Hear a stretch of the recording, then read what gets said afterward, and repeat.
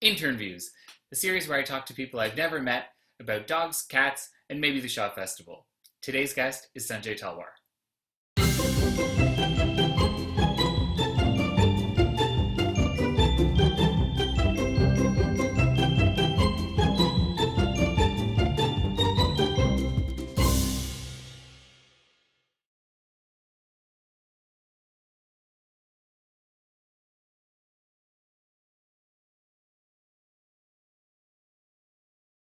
Let's just start a little bit by talking about your relationship with Shaw. How long have you been with the festival? I have been with the festival for 6 seasons that started in 2012. What is it that brings you back? Well, it's a combination of the plays, the chance to play certain roles, and the ensemble that I'm working with. So it's that old poker table adage: you can't recognize the sucker in the first 20 minutes, then guess what? And so I look around a rehearsal hall and I go, who's the probably the weak link in the cast? And I still feel like I am most of the time. So Right. I feel like I've there's a tremendous chance to work and a tremendous chance to learn and a tremendous chance to play with a lot of trust. So that's exciting to come back to. And I'm always hopeful and then a bit surprised if I am going to come back a following year. So there's still that. Yeah, you like a little bit of fear, just like this much. That's never going to go away. But there is something really particular to that sort of feeling of ensemble. And even though I've only, been with the Shaw for one actual day in real life and the rest of it online, Wow.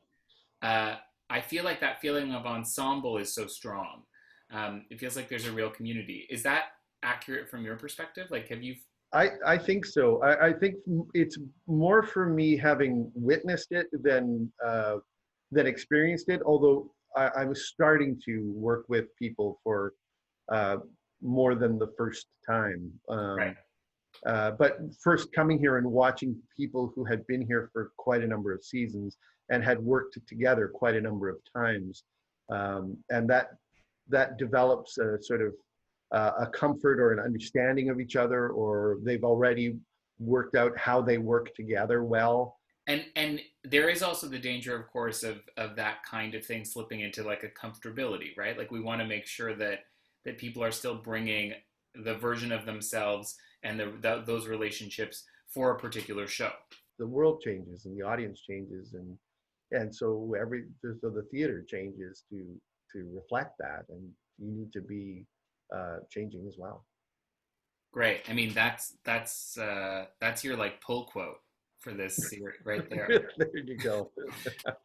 Tell me a top show. Like, what's an experience that you've had as a performer that will stay with you probably forever? Uh, well, I mean, they all stay with you, and of course, some have a greater impact than others. The first one that comes to mind is the show that brought me back here to do with under TC, which was 1979, um, which will always have a special place in my heart because I at no point as a younger actor thought that someone like me would be at the Shaw Festival playing Prime Minister Joe Clark. Uh, I savored every moment of playing that show in Ottawa and in various crazy places around the Niagara region. But you also got to wear a fun corduroy suit as Joe Clark. An amazing corduroy suit. It was found somewhere. I don't know how they came up with that, but it was amazing. I mean, you're drawing on life experiences to help enrich um, um, your performances on stage. So you need to have some in order to draw on them. So you're an Yeah. East Coast person. I'm born and raised in Halifax, yes. Okay, and do you miss the ocean? Yes, a lot, often. Yeah, it, I it, it always used to, it was like swallows to Capistrano. I couldn't spend too long away from the ocean at any length of time. It's getting sadly a bit easier as I get older, but there's still that call to it. But it still has its own personality, its own beauty. Specifically, the Atlantic Ocean. I understand how immensely beautiful the Pacific is, but it doesn't have the same personality.